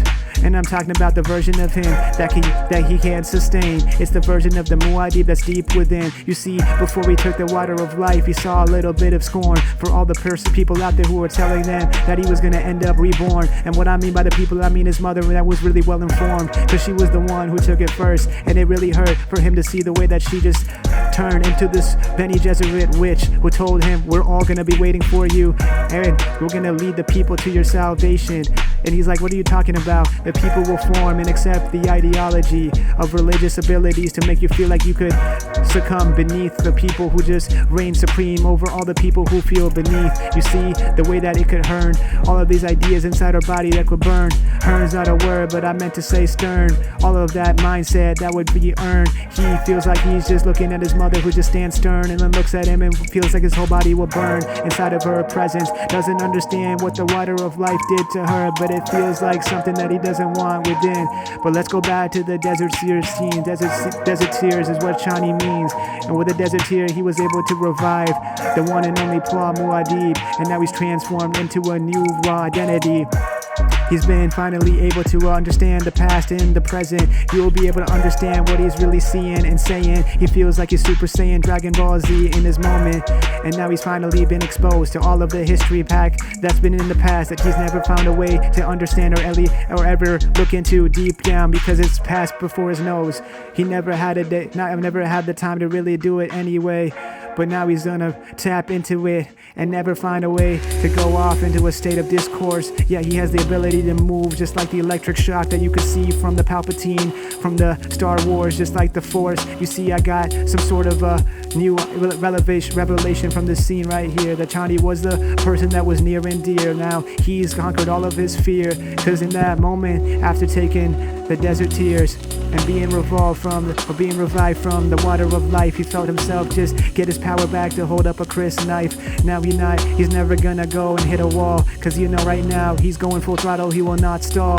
But what I mean is, he finally found his own meaning. He'll never go into a place where he could defer all of his ideas that previously he could not refer, cause he realizes now that he's the grandfather of Darren Harkonnen. How did this even come to be? He is insanely shocked by this true revelation, and his memory feels like it's just been created and manufactured by a mentat from their complications and their capabilities. Nothing can ever make him revert back to those days where he had to find a new way to insert himself into a situation where he would just be an average individual without any sort of capability or forms, and he would just be victim to his doubt, because right now he has so much energy, he can swim inside of the sea just like a trout. No matter what happens now, he has so much smoke inside of his body that just comprised of all of the fear that he just took inside of it for many years. All of the fear and the agony and all of the revenge for his father's death is finally coming up through his body just like a chimney. It's quite crazy, isn't it? It's finally official. He's now human more than ever before, not artificial. He's realized now that it was all a sham, that what happened before him wasn't really what he thought it was. He thought the Harkonnens led the death of his father, but it was actually part of the plan of the Emperor Padishah. So now he feels like he's been slammed by this new plan. It's just a bunch of hocus pocus, a bunch of nonsense to him. Now he wants revenge, and now he's really focused. He's gonna channel the inner Harkonnen ability to take down everybody with his raw agility. He will not stifle any sort of his ability to do this right now. He will shoot them with his sharpshooter ability like a rifle. Yeah, you see, he's gonna take over all of the peasants, even though it may feel unpleasant. What I mean by peasants are the people who just follow blindly to what the Harkonnens say and what the emperors do. He will tell them that they will not come close to the power of the Fremen. Yeah, he's gonna reign supreme and stay in his position and never end up in a place where he will fall victim to a Gom Jabbar incision, because he was proof to the Bene Gesserit that he has the power to do this, and he won't be a victim to their cunning abilities to puppeteer and engineer everything that's come before them. Even when he thinks about his past, he thinks about how his mother was cast, born into this world like it was something that he never even had a sense of even recollection of, or she never did either, that she is the daughter of Baron Harkonnen. What a crazy discovery, even to the reader, even to the moviegoer. It was quite crazy, it was quite insane, literally. Felt like a epiphany to many people watching the movie. Now you can already see that there's been a change to his tear ducts. He's no longer a product of the Bene Gesserit. He's gonna be the version of him and speak the Chakopsa dialect and go full force and tell them who he truly is. Looks at a man as he approaches him when he's commanding and when he's standing where all the leaders should be standing, and he tells Stilgar, if you wish to speak, take your time and please wait in line. He says, no, you can't rewind back time, because I'm the leader right now, and that's how I choose to define the rules and the obligations and the true ability for me to form and reign over a nation. You see me right now, I'ma break through this door that has been opened in my mind like a door hinge, and then I gotta find a way to stay fresher than ever before with my memory like an orange. Yeah, you know, I'm peeling away the layers of this fallacy like an orange. Yeah, you see right now, I'm never gonna be in a state of regret, but this is my chance to show you that I will offset all of these different rules that have been set by previous generations, because now this is no longer a formality.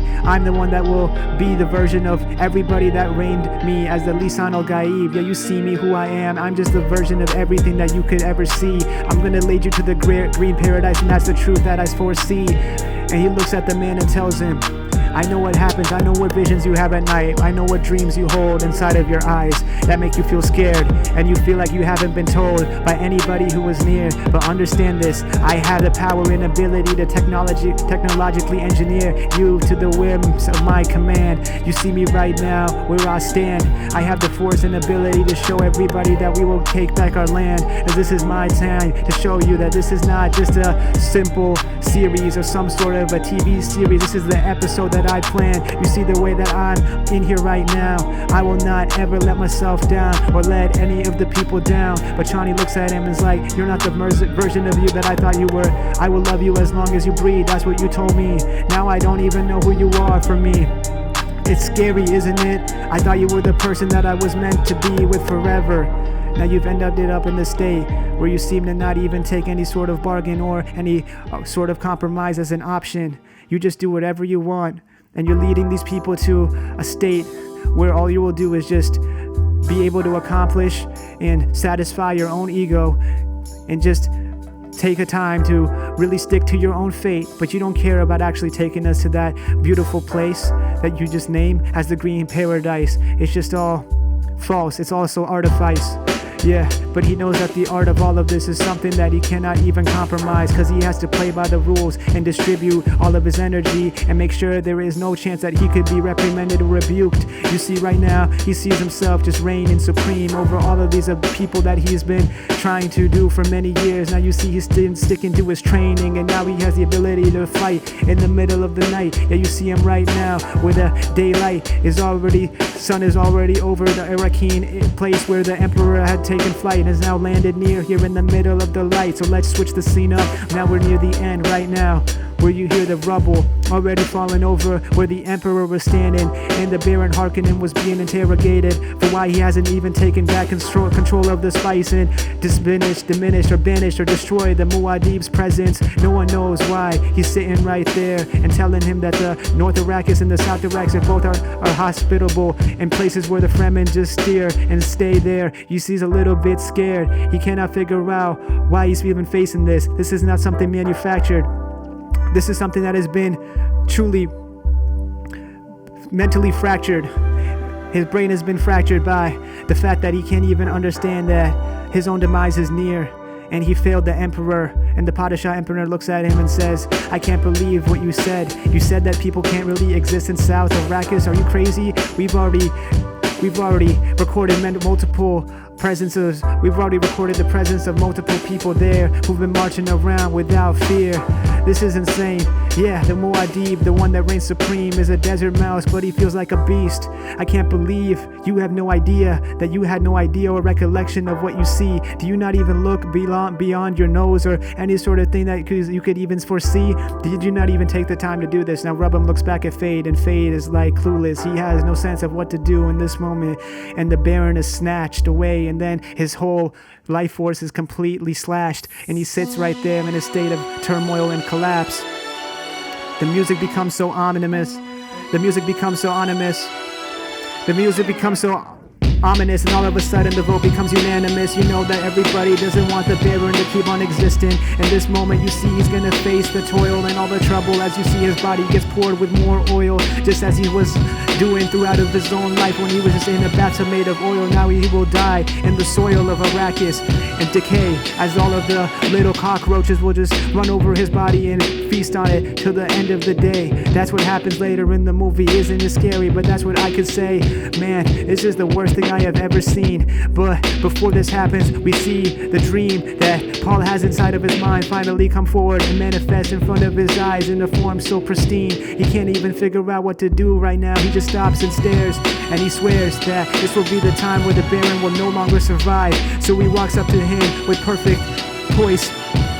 He walks up to him with a perfect way, and in the way that he strolls in, people cannot even believe what they're seeing before their eyes. You see the Baron just gasping for air as he climbs the staircase to the throne. He's trying to stay within his zone. He wants to take over the world right now, even when he's left alone. Yeah, he wants it fair and square, even though he doesn't care about the pain that he's caused and all the despair.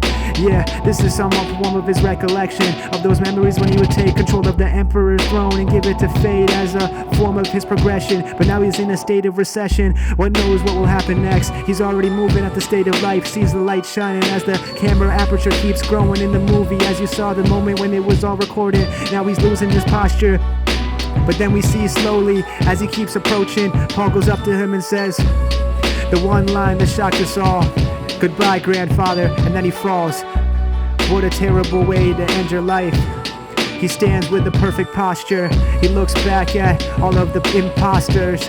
The Padishah Emperor can't believe what blood is on his hands for killing his own old father. What a raw and true man, an authentic soul that just governed the lands. Now he feels like it's been gone for him and he can't understand. He has so much stuff in his body he could say in this rant, but he doesn't even have enough energy left to give to the Emperor as a form of a grant. You see what I mean? Cause he doesn't want to give him any sort of moment for him to even say what's on his mind. He doesn't even want him to say anything cause he's already made up his mind. This is his time to do whatever he can. He's got so many cards that has been dealt for him that have put him in a state of constant pain and turmoil. He's even gonna go into a psych ward for a while. If he did, then he would wake up in the next life and think about all of the pain and strife that he's overcome. But now he's thinking back to those days with the Gom Jabbar where it all started and he would not succumb.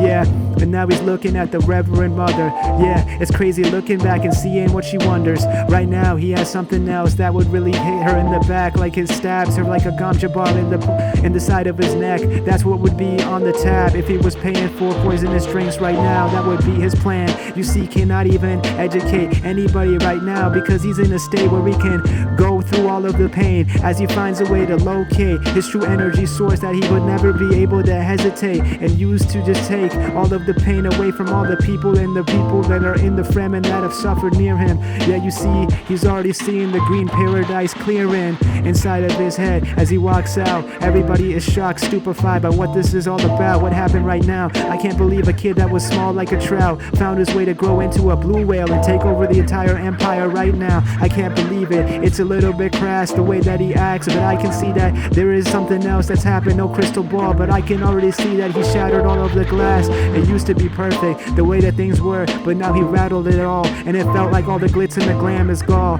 Now he's looking right there and he's asking them, you know who I am? And they're looking at him, they say, no man, I don't know who you are. At least that's what he thought in his head, but he knows that that's not true at all. They know deep down who he is, even when they only see his eyes slit. He knows that he's such a harsh criminal type character right now who's bringing turmoil and just constant enemy slaughtering. He's bringing constant pain to all of these people out right now as he keeps himself in a state where he just has to proclaim that he's the Muad'Dib, the one who will reign supreme. You see, he will never say anything or utter anything less than the great words from his tongue, but when he goes to his enemies, he'll make sure that they don't have a chance to live or breathe from their lungs. That's the craziest thing about him, what a duality of Paul Atreides. He's so raw, yet he makes sure that his enemy will thaw inside of the sand as they just decay, and you see the Baron just fall victim to this fate. He won't even find a place for him to lay a hand on anybody else that's in the Fremen way. You see what he says, and at the end, as he fights Feyd Rautha, it's all gonna come to an end. He's climbing higher than ever before. Maybe he strikes and parries right at his thigh. Nobody will know him, but maybe he could say a truth and then he lies. All of a sudden, he's in a state of resentment, but he needs to make the best form of investment. But he did. Sorry, it burped right there. It doesn't matter, but I'm gonna keep on going anyway, cause I don't care. Even if I seem a little bit off when I'm on the screen in the stream or the video screen. You see, I'm never gonna scoff. But back to the moment, he had some sort of investment in his purpose when he was a younger version, when he was fighting and training for this moment. But now he knows he's gonna put Feyd Rautha in a state of retirement. You see, he's gonna end up not ever shining again. He's gonna take him down and find him to and feed him to all of the worms that are left around. You see the decay of his body soon, or maybe not, who knows. These are just dark thoughts that I envision Paul would think about in this moment, or maybe he had none of them, who knows. I'm just trying to dissect his mind in this time. But as he comes near them, before we even starts, he says the one fearful thing that just made my whole body shudder when I was in the theater. May thy knife chip and shatter. And all of a sudden, nothing else even mattered. He took a strike and defeated him with a single knife. Just kidding, that wasn't what happened at all, but it would have been nice. But in this moment, he had to really pay the price. He went with a parry with him for so long, for about 20 minutes. It felt like it was an hour long. The scene was perfectly crafted, meticulously demonstrated by Villenueve's ability to master it. He just put down all of the visions and all of the ideas into a storyboard, and he truly depicted it in the true format that any sort of reader of Dune would envision when they would go back to the book and really reread that. It was insane. The fight just felt like it would last for days. Yeah, and then he strikes, and all of a sudden when Paul has himself in a vulnerable state, he gets a strike and he gets stabbed right in the chest. It seemed like that. Maybe my mind digressed, or I'm maybe not thinking about that moment. It didn't seem like it was the one that I thought was the best, but it did really stand out as a highlight for me. And he strikes him, and then he sees himself bleed, and all the blood just drains out of his body. He doesn't even know what will happen to his family, and Chani just looks at him before he starts the fight. I forgot to mention this, Chani looks at him and walks away when he says that he will marry the Princess Uralan and start a new journey on this new plane inside of the Imperial regime, and do it form a strategic alliance. Though with Chani, he has a real compliance, a real alliance that can never be shattered, cause he will love her as long as he breathes. But maybe that was some form of disbelief, or a way to make her feel a little deceived. Who knows what would happen, but now he keeps on yapping and tells the Reverend Mother silence, and then all of a sudden everything just felt like it was finally altered. He felt all of his energy from his father go through his body with the Atreides ring on his finger. He is there, shining so bright, just like a hero to all of the Fremen people who thought they were gonna be in the state of zero forever, but now they're reigning supreme, just from the form of a new birth of a new hero, Lisan al-Gaib, the one who's out here to make sure that they never stay in a state where they'll never go astray. You see, he's in a place where he's put them inside of their place. You see, I'm talking about the Reverend Mother now. She sees the fire inside of his eyes.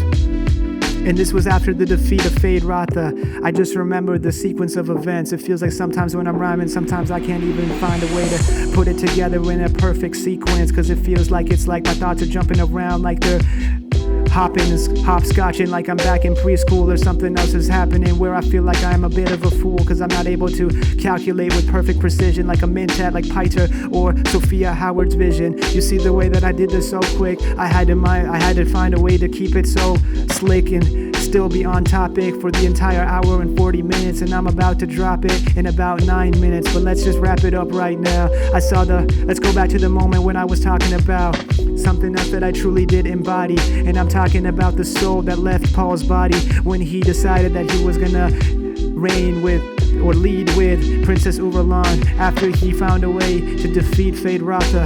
And Feyd Rautha told him, "You fought well, Atreides. What a crazy way to end the fight." Like, seriously, it's insane how we were able to even see that. It felt like this moment just felt so slow when the rest of the movie just felt like it was on high speed. I can't believe that this is what I saw. It feels like a beautiful scene like Star Trek when you see the first introduction of Spock, something else that all the people would go to in the 1970s. I'd just sit there in the theater as a whole flock. Who knows what's going on? I can't believe that this is the true completion of the book series, or the first book of this entire series, but it led to a secretion of dopamine in my brain that led me to a perpetual deletion of all of the different movies that I've seen before, because none of them can even be compared to this one anymore. Man, I felt like my heart just started to flutter when I saw that scene where Paul got up and started to just utter the words to the Emperor that you will bow down to me.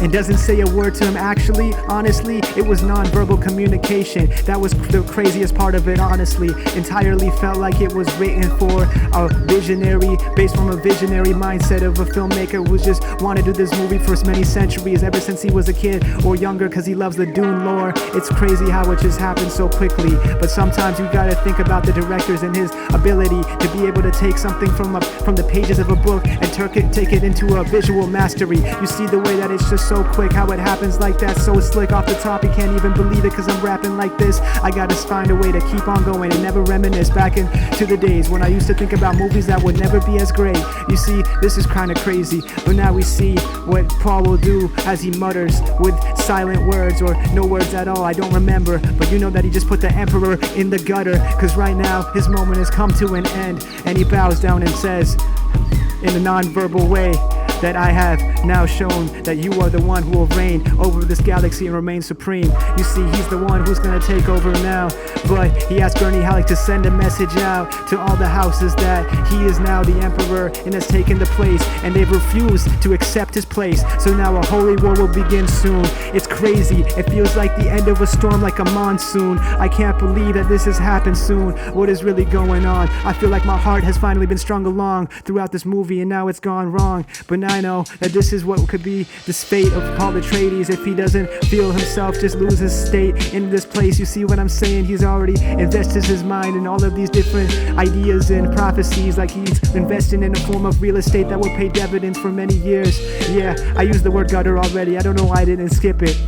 But you see, right now, he was just a little bit of a junior, and now he's found a way to jump up the ranks and become a senior. I almost burped soon. I took some fish oils before I did this video, so you know it's coming back up. Maybe that's some TMI stuff. Okay, I don't care, but I don't know about it. I'm just so ready to kick this freestyle down, out, and throughout all of these wormholes that I'm seeing, like it's interstellar now. I'm comparing Denis Villeneuve to Christopher Nolan. How did two directors even come to be? You see, they maybe have made of a riff-raff. If they made a movie together, no one would really be able to hold the staff, because both of them would just collapse, because their brain would just explode from all the ideas that they have. It's quite crazy, isn't it? How we even think about the days when only movies were played on, projector screens, and we'd have audio in cassettes. But now we have no regrets, because we're seeing everything in IMAX. It's the best bet, the best format for us to see success and this true essence of what filmmakers want to do. And I remember watching the movie, I wanted to make sure that I put something on repeat. A part of the movie was I'm sliding back inside of my seat. I see all of these different dreams that I had of what I wanted to see from Villenueve when I saw Blade Runner placed on the screen. It's crazy. It's just insane how they all compete, and they all make movies that feel like visual masterpieces, honestly. And I can't even find a way to stay on this video for so long, because sometimes I'm like already thinking about what am I gonna rap about next, and I keep on doing something else that feels a little perplexed. But you see me out here, I know I'm gonna go and gorge, maybe on some food that I could find some other signature to forge. But okay, that bar wasn't really the best, but it's okay, I tried my best, so it doesn't matter, cause I have energy still to invest. Okay, we have to go and straighten everything that we can, because we know we're gonna threaten all the people that land on this planet of Arrakis. You see what I'm saying? Maybe that would be a concept presented in Dune Messiah. Who knows what happens? I almost tripped up a little bit in the past 2 minutes, but we're gonna bring it back. You see, this is some sort of a Dune lore theory that maybe Paul Atreides will end up in a state where he won't be able to govern the entire place in a form of honesty and the manner of the Atreides. Who knows if he will end up in a state where constant strife is the only thing that hits him in the head, just like a Chris knife. Who knows if this will be the place where he won't be able to reside, cause he will lose his stride. Yeah, he knows that he's the one who's moving so quick and so fast, but he feels like his mind is so vast. Yeah, he's gonna end up in a place where he will announce anything else to people around him as they pronounce new words in the form of Chakotay. A dialect will take over the whole place where the green paradise has swept all of the sand away. And he'll hire many different announcers that will channel the true energy of the Atreides house as they wear the nice knit trousers. Who knows? That's just something that I could say as they join in to this new place that he's created and avoid any form of the poison. Yeah, it's his time for him to mention that he is the true mentor to anybody who comes after him, because this is a place for no hearkening entry. You see, this is the place for true people of the Atreides to be. The Atreides and the Fremen as they combine to form a new form of a house called the Freydes. Who knows, maybe that will be something that'll be amazing. Yeah, and this is something that you cannot even recover. It's something that's tried literally on Dolby standard, because this movie is like played on IMAX screen 70mm, or is more less than standard. I don't know if this will be something that will be in 70mm soon. I'm talking about Dune Messiah. Who knows what will happen soon, but I have some predictions. Maybe it'll come out in 2027 and everybody will be walking around waiting for the beginning of the arc of Paul to begin in the form of him as the emperor, and end where he ends up having a son who turns into a worm. You know, that's a little spoiler for those who haven't heard. Leto too, yeah, he becomes a worm, but it might be quite dysfunctional to present that in a format that could be seen as functional. I'm talking about the movie format. And now I see my whole heart start to throb again as I see this movie playing the opening credits of Dune Messiah. It's crazy how all of these times before I thought, okay, the Dune movie was the only movie that would ever be made, but then all of a sudden we got Part 2 and Part 3 is on its way, or maybe it will become Messiah, who knows. But even when I find myself start to stop them, the constant movement of movies through it, I feel like my mind will truly get to a pace where I will see the tomatoes on Rotten Tomatoes, and I'll see the percentage, are they really rotten? Yeah, it took a while to get to that bar, though I made it far, so now I'm making sure that I just aim higher than the stars as I continue to keep on going. You see, this is something that you could say, maybe there will be a rematch between Paul and someone else who has the same level as Feyd. You see what I'm saying? It's insane, something that he could truly snatch and then disengage from his place. But you know, we can't even lose sight. This is something that I would say in the middle of the night. And no, I will not ever crumble like a Pringle, but I gotta make sure that I stay on my game. And no, I will never ever end up in a state where I am single. Gotta make sure that I analyze everything inside my mind, cause you know I could be paralyzed. But it's okay, you'll never see me squeal. I'm rotating faster than ever before, going at 180 like a wheel. Yeah, and never end up in the desert where I only see a mirage. Cause when I'm in there, I'm in the green paradise like Paul's garage, where I can see his backyard. That would be the place where all of the people will really understand and feel like this is the place for them to truly understand their true impression of the warrior and how he has the real precision. You see, he's really making all their dreams come true, and it's not really a mystery. You see, he doesn't need a sleuth to crack the code, no detective or Sherlock Holmes out here to make sure that they don't feel alone. You see, he's making them feel like they have a form of a greeting when they see their energy finally meeting the demands of their whole population. They're out here making sure that they can keep on living, cause they don't have any sort of barren lands anymore. They'll make them feel like they don't have a place or a home that they can call, cause it's the same world, but it's just been transformed and moved along into something more hospitable, where everybody is acceptable. You can't see them ever comply to the whims or commands of a evil dictator, medieval type vibe. You see, they're really here to stay in their land and occupy. Now what I'm describing here is just the green paradise.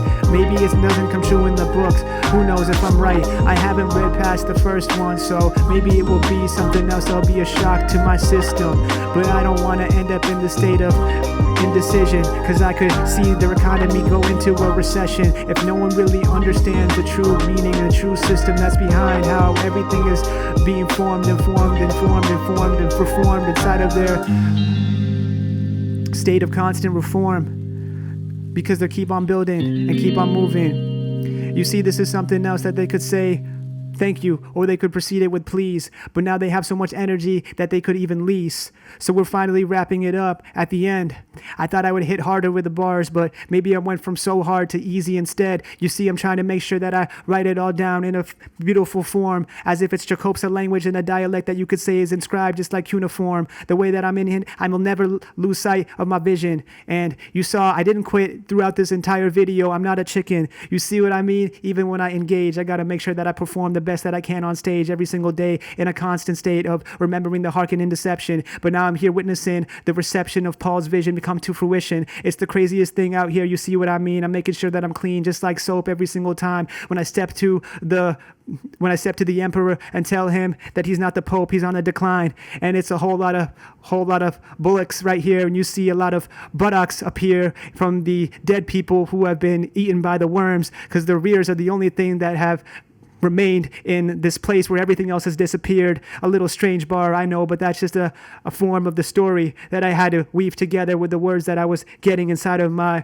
vision that I had to put together in this rhyme factory. You see the way that I do this, and I cannot forsake any single thing or energy that I do have to take, making sure that I never act less than impressed, because everything that I said right now is truly expressed. I went from a state of to out of depressed, and now I'm in a place where I can truly elevate every single thing that I say to a place where it will remain in your mind like an earworm, something that can dominate. You see the way that I say all these different words. It's like some sort of Bene Gesserit way to recite a place, recite something like a form of a script, or a form of a script, or something similar to a prayer.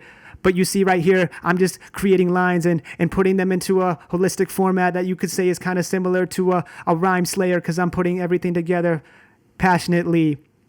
And you know I'm never going to be less than who I want to be, because I'm trying to spit authentically. Everything that I say is not going to be something that is quite literally acute, like an angle, because I spit absolute more than 90. I always take it back to 180. I started off at one spot and then I flipped it entirely. You see the way that I prevail, always keeping myself focused on the details. All right, that was it.